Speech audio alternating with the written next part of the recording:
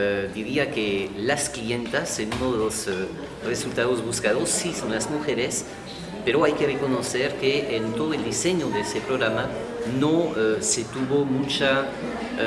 dio demasiado énfasis a la sensibilidad, ¿no?, de este presupuesto por resultado al género. Yo creo que la mayor dificultad que podemos encontrar sobre el tema acá en el Perú no está vinculada tanto al conocimiento de esta necesidad, ¿no?, de introducir la sensibilidad al género, sino la gran dificultad es vinculada con el hecho de que las personas que trabajan en el MEF y nosotros que trabajamos en la Unión Europea no dedicamos todo el tiempo a eso y estamos solicitados, más que todo en el MEF, por un sinnúmero, ¿no?, de contingencias que hace que al final el tema de sensibilización al género se puede convertir en un tema un poco marginal que hacemos cuando nos queda tiempo. Más allá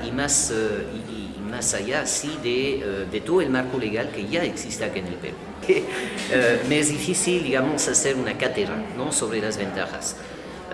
Lo que sí puedo mencionar es que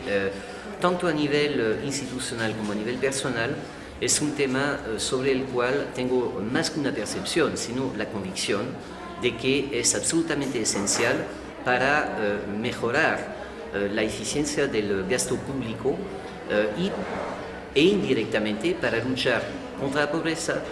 y obviamente para buscar cerrar, ¿no?, las brechas de género que sí sabemos que existen acá y que son conocidas. Y cerrar brechas significa recursos. De tal manera que todo este trabajo sí es un trabajo absolutamente trascendental con esta visión, ¿no? Que no estamos todavía en un momento de triunfalismo.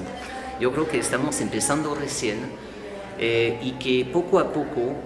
la percepción que podemos tener es que cuando uno trabaja muy vinculado con las finanzas públicas, sabemos que a priori es un tema extremadamente frío, ¿no?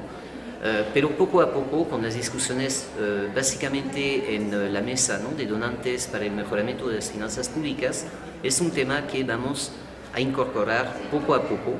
y la sola idea que yo mencioné antes de poder hacer el año próximo un PEFA sensible al género, el mismo hecho de hablar de eso ya es un logro. Obviamente vamos a tener que concretar, que es otra cosa.